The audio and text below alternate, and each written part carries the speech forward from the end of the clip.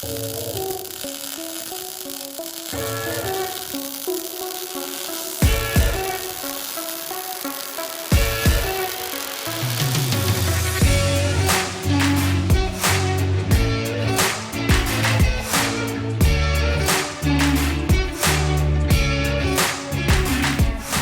up, Brite Nation? So I am here in New York at Rock Krawler, for those of you who've been following along, and I've got Diesel here with me, helping me put together a little bit of something, because we figured while we were here at Rock Krawler, we kind of would be remiss if we didn't take the opportunity to really show you guys what goes into making a suspension kit for your rig. I mean, there's way more to it than a lot of people, I think, really understand, and this right here is a perfect example.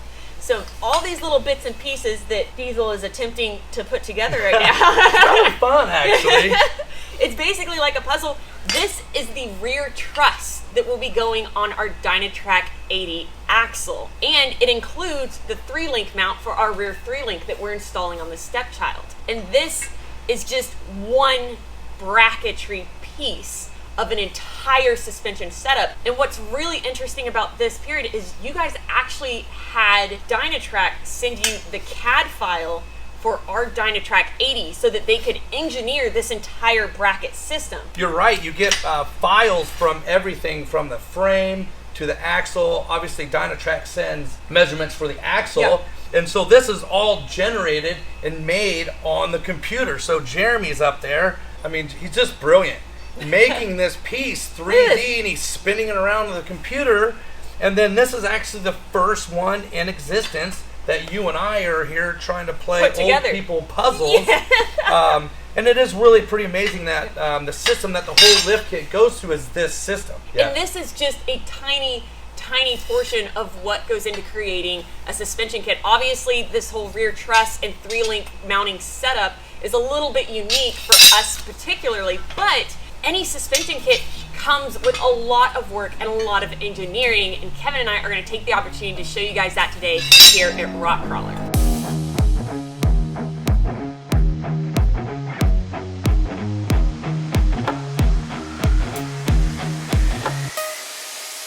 So as you can see here, it's all raw stock that comes in. It's different sizes of DOM tubing. For the long arm, at least what we're going to be showing you right now is going to be 2-inch. It's going to get loaded in the machine. It's going to get drilled out and then tacked. So once it gets cut down to the proper length, it's going to get sized up, dropped in, and then these fancy machines do the rest.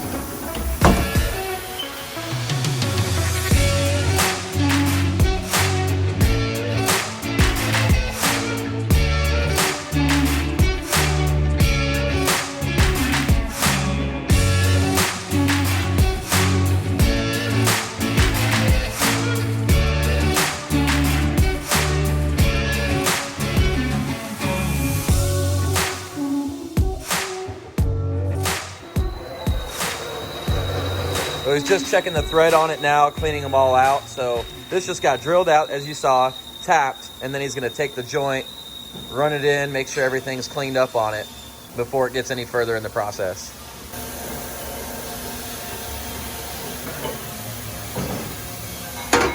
That was good to go? Yes, sir. All right, so what's the next, what happens from here?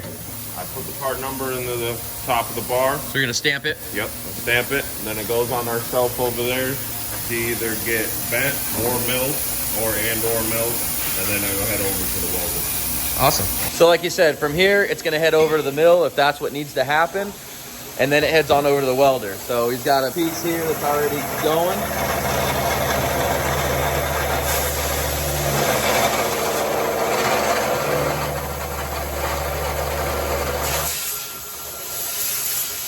So he's milling in the notch right here that the joint goes on. Joint goes in, gets welded on, and the other side, let me see the other side of that. So here's where he stamps the part number into it so they know exactly which one this is for.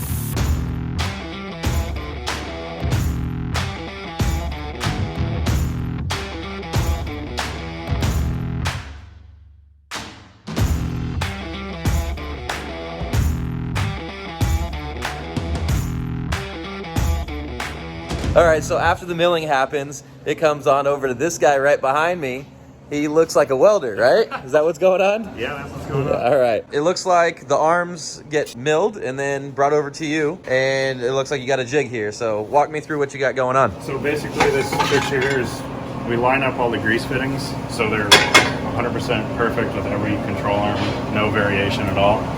So basically we set the cup in here and we'll drop the arm in. We center it up a little bit, then we tack it up. All right. We usually do like 10, 15 arms, tack up 10, 15 arms and then burn them all at the same time. Oh, so that way you have the jig. So you're gonna take each arm, put them all in there, put the ends on them, tack them all up, and then you'll just burn it all the way through. Yeah, we can tack one more up. All right.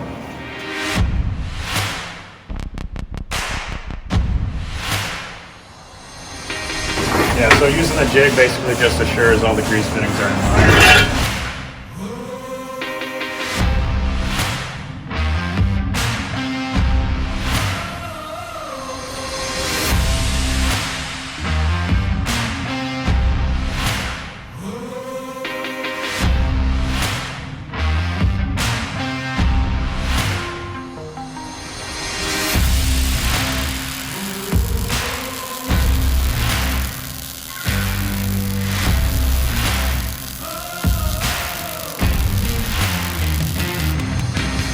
All right, and so then it leaves this fine gentleman here and heads on over to getting cleaned and powder coated, which is right around the corner. So as with everything else here at Rock Krawler, they powder coat all of their own metal here.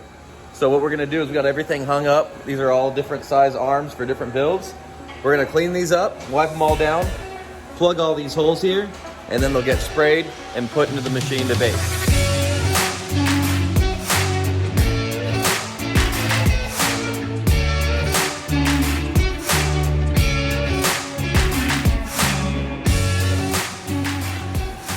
So now you can see just how important it is to clean it. There's that rag we're wiping them down with.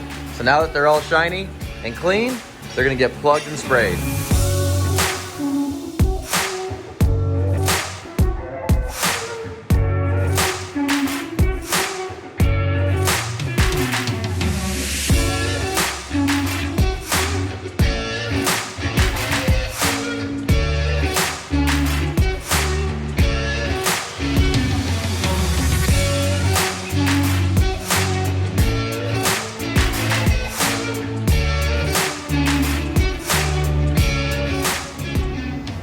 So this is what it looks like before it goes to get heat treated.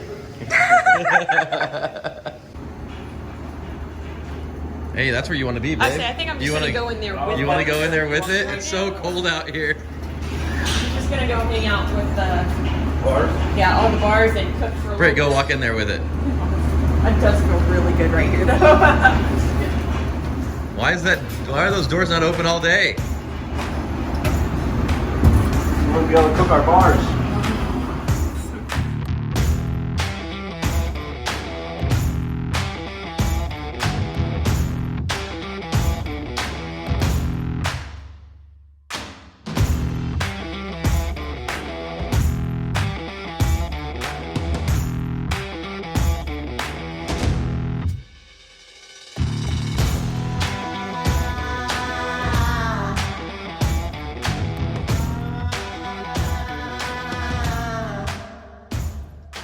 Okay, so after powder coating and baking, the arms come over here to cool off. And then they come over here to this guy right over here, where we've set up a little station because this is what this guy does, is he builds all the arms. Now, we've got different kinds of rubber and joint. So what do we have here? We have, you said those are the 9/16 balls here? Okay. These are 5/8. So these are going to be the ones that go into the long arm system right here. That's the big boys, the little bit bigger, bigger joints. These ones are going to be your mid arms. Yes, sir. Okay. And then what we're going to do is, I mean, you can see how big. So he gets everything completely bare, and then he builds everything from scratch. You know, you can see everything here on the table. And so these bushings here are different durometer, and that's going to be the hardness of the bushing itself. This one here has a little more give to it versus the red ones here. I mean, this one's nearly solid, and that's going to be depending on the application for it. So this guy here, what's your name, bud? Kyle Hughes. What's up, man? So he's going to go over and he's going to actually show us how to build an arm from scratch, and we're just going to kind of put some of these together. So let's show him how to do this.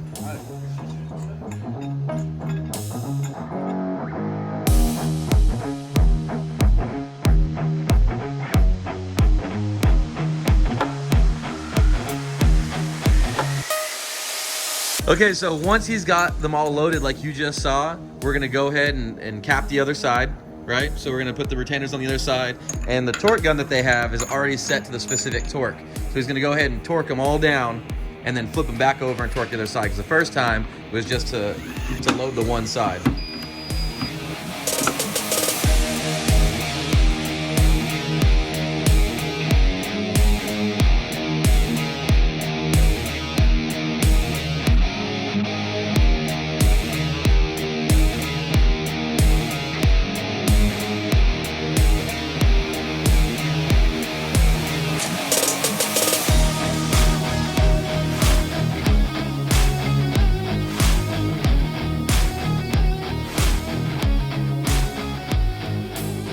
Time? Done?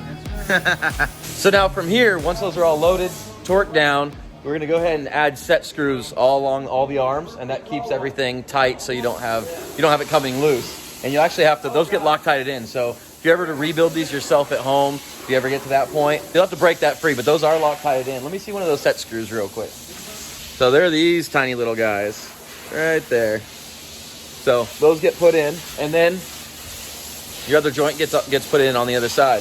Now, as you can see, everything that we're showing you here is done from, this was completely just raw stock. Everything's cut to length. Then it's drilled and milled and welded, powder coated, baked, then brought over here. I mean, everything is done right here in-house.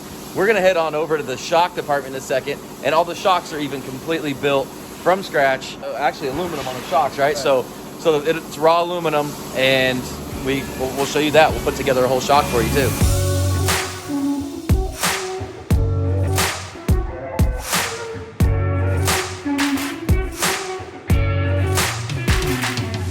All right, so now once the set screws are in, what do we do? Put this joint into it. You grease the bottom of the hole. Then you add a jam nut onto this, an inch jam nut. All right. Once you have the jam nut on, you just go ahead and grease the hole.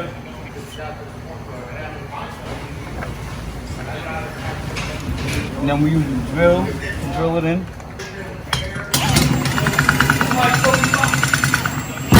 That's it. So that's built. So how many of these do you do a day? If I was to work on these all day, around 200. You do about 200 of these arms a day? Yes, sir. Holy crap.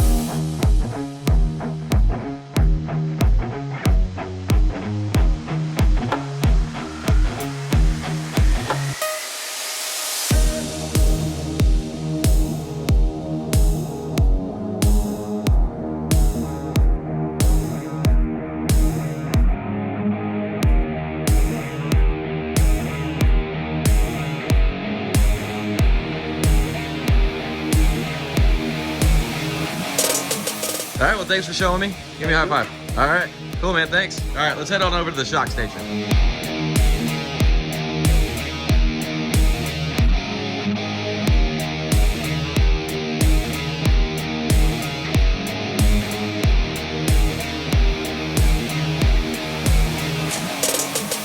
All right, bud, what's your name? Kenny, Hey, Kenny, how's it going? I'm doing good. Say hi to the YouTube world. How you doing, everybody? All right, so he is going to show us what goes into making one of the shocks. You guys have a whole different lineup of shocks here, Yep. right? Different sizes, different lift sizes, different valving, all kinds of different. Right. So tell me what we have here. What do we start? What's the base? What are we starting with? It's a 2 5/8 regular shock. Okay. It's got a 1-inch shaft, 5-weight oil. Okay. There's my shim stack for my valving. Okay. What's this guy here? This is the valve circuit. Okay. This is 2 1/4 outer diameter. Got the wear band in there, so sliding in and out of the At the shaft there, the body slides in and out of the, yeah. So the piston size and then the circuit size. So I didn't even know what a circuit was. I just knew about a piston. Yeah, the circuit, this is what goes inside of the resi. Oh, okay. The remote resi. So this goes in the remote here. Yep. You'll see that in a little bit when I put this together. Okay, and that's going to be for extra fluid, and that's where where you charge, right? So Yes, on non-remote resis, you actually charge Through the top here. Yeah. But with the remote This, resi, you charge it right through the. we charge it bottom here. of that. Yep. Awesome. And that's going to give us more capacity, more cooling capacity, more fluid capacity, which is all good things when trying to go fast and maybe jump in the stuff. All right, so where do we start? I already did a lot of the work. Basically, put the body together, put the shafts together, setting my valving, make sure I got all my O-rings set. Okay, so the shaft's already in here. Yep, shafts already in there. So can we show that, or is it already locked out? Nope. Shafts already in there. There it is. Okay, so the shaft just gets put in through the O-ring, through the bottom. Cap. Yeah, the bottom cap gets several O-rings put together. Sweet. We put that in there, put the shaft in, and I'm gonna fill it with 5-weight oil. All right. In this instance, we also use 10-weight as well. And what would the difference between the 5 and the 10 as far as what you use where? We usually use like the 10-weight in like trucks. Oh, okay. Have like a heavier valving. And Oh, okay. Basically everything like That makes sense. So when you're dealing with heavier loads. So from here, I'll start to put my shim stack in. Okay, now the shim stack is what determines the valving itself. Yes. Like how much compression and rebound, like how much you're So feeling. I have it set up to where my compression's my top stack, which is the very first stack that goes in. Then I have my rebound, which is the second stack that goes in. Okay. So I'll show you. So it's just gonna sit right on the shaft right now. Yep. There's like a little bezel on the end of the shaft. Oh, here we go. That'll allow me to sit the standoff on there. Then I put the bottom stack in. Then I'll put my valve circuit. Okay. And then I'll put the top stack. Cool.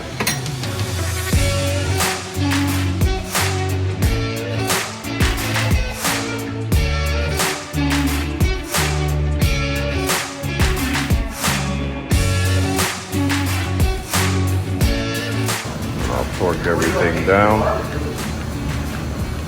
Which when I torque this bolt, it'll also torque the bottom.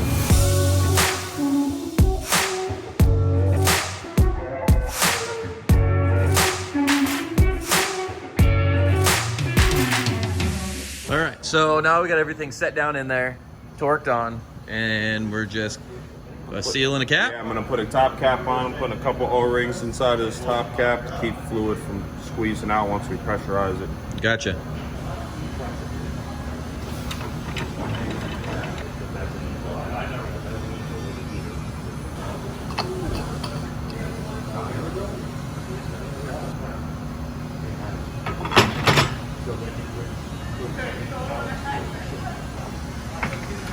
Okay, so that's pretty much how you put a shock together. I mean, it takes a little bit of time, nothing crazy. The biggest thing is making sure that the valving is right and that those shims and stacks put it exactly where you need.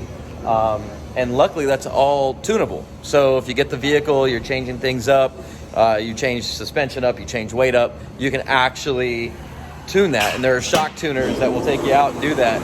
Now we got a compressor going on, it's all good. So now he's adding the fitting right now.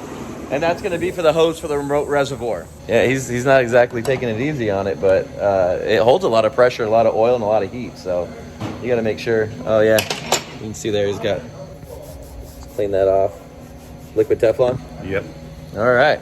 So now let's move on over to the remote resi and see what goes into actually building the remote resi. And we already talked about why you actually might need it or want it.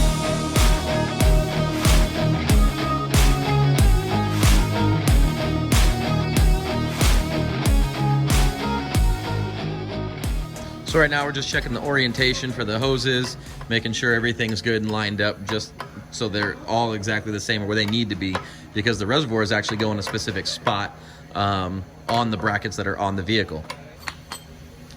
All right, so let's take a look inside the reservoir real quick. Look at that. Nothing.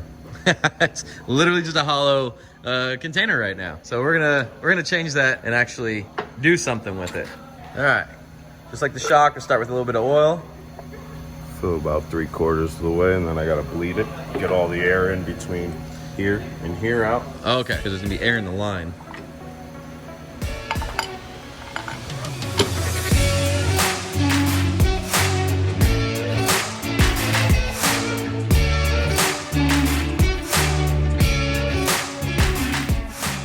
From here, I'll put the resi piston in. Okay. Similar to how you do piston on a car. Okay, so that's like a ring. That's like To use it to get past the threads so you don't you screw don't- up the O-ring. gotcha.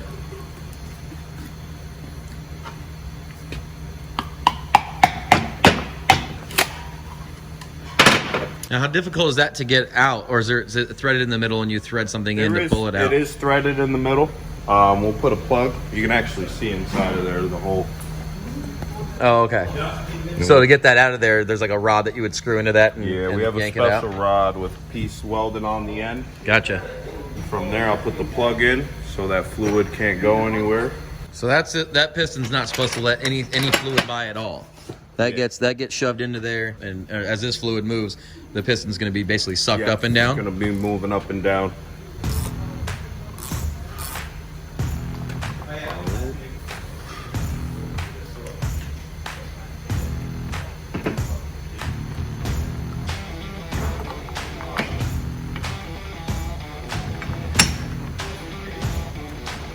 Last piece. Now this is going to be the charge port that we were talking about earlier. So we're using nitrogen. So these are nitrogen shocks. And generally with nitrogen shocks, they are a serviceable, wearable shock. They're not a set it and forget it type of thing. So with any nitrogen shock, be it coilovers, shocks with bypasses, even the 6-packs we were running, any kind of nitrogen shock, they leak. They leak over time, they leak over usage, and it's just an inherent design of a high-performance shock. And so they do need to, be taken care of. You do have to randomly check them and charge them, and then the shocks themselves do need to be rebuilt. And as you can see, are easily rebuildable. It's just some downtime. You can take it to a shock tuner in your area to have them rebuilt, and that's just going to be seals, new shim stacks, and you may even want to change at that time. But we're pretty much done. That was a shock from start to finish. Now, what do these normally get charged to? They normally get charged around 100 to 120. Right Okay. now, I put 200 in it because we usually do a 24-hour leak test. We'll overcharge them. And they set them for 24 hours to make sure that there's no issues. That's the shot. All right. Thanks. Thumbs up. High five. Okay, guys. So there you have it. You have from raw stock all the way through the entire process for the arms, the joints, the arms being built with the joints being built, the powder coating, and now a full shock. So that's everything that goes into making just arms and shocks. And we didn't even get into the springs because most people don't make their own springs. They just, hey, stepchild, it's looking massive. It's going to be a lot higher actually. But, they decide on spring sizes and spring rates based around what they're wanting to do. Each company's different. But this was Rock Krawler. Who's back here? Oh, Jeremy. Brittany. Oh, what was that? This for a YouTube video? Yeah, this is the close of my YouTube video. So Jeremy? Yes, sir. Jeremy Pierrick is the owner. He is in dirty clothes because he's been helping us get the stepchild ready. We want to get this thing done. It's been 5 days. Done. I know, it's been 5 days. So I just went through your entire shop over the past 5 days, showing all of your stations and what goes into making just an arm, a joint, and a shock. And holy crap. I mean, It's so much freaking more than you could ever imagine. Like I've learned an infinite amount of knowledge in the 5 days that we've been here. I did not know almost any of the stuff that I've been spewing to you guys. Yeah, it's literally just a bunch of simple processes and repeat and repeat every day. well, if it was all to change, or if everything was to stay the same, but nothing stays the same. You guys are Not with this thing, no. Well, not with no. Well, not only that, but the Ford Ranger that you're doing to get ready for the Bronco coming out. Oh, absolutely. Toyota products. Toyota stuff, Toyota trucks. So I mean, it's not like you guys are just dealing with JLs or JLs and JKs. You guys literally, I mean, we're building full race cars. I mean, you name it. We get into it just to try to learn as much as we can. right. Well, hey, thanks for letting me invade your absolutely, shop brother. for the week and bother all your guys. Thank you for coming. And if you enjoyed all of the information that Kevin gave you today at the Rock Krawler shop, remember that you can actually head over to rockkrawler.com youtube.com/Lite, and you can actually get a sneak preview of all of the E3 off-road footage we've been filming this entire week here at Rock Krawler, going over your basic 101 suspension stuff all the way to your advanced stuff. That might not be out quite yet by the time but this. you can opt in, so when it's ready, they'll give you all the information. There you go. I didn't know about that. Okay, so that's so that's the end of the tour. So with that, thank you all for watching. Please don't forget to like, subscribe, and share. Remember, you can find all of your Lite Brite Nation merch, such as... Such as... I got you. Hair off to the side. This is Brittany's Lite Brite Nation. Woo. Long sleeve.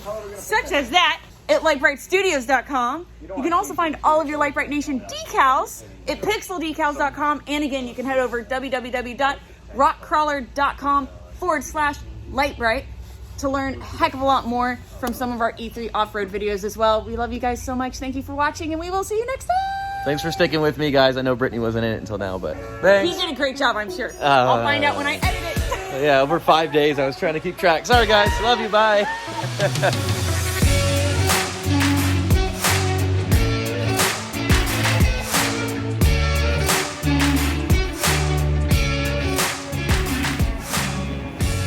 Yeah, he's gonna email you a link. You go in and fill out the link, and Kelly, then come here. Come on. Are you stuck? Okay. You stuck under the couch? Yeah, Kelly, let me know come if you need help Come on. bridging to the wheel Come here. or method, Are you or stuck? if you're gonna How go did you with get the under program, there? to go with like- Come here.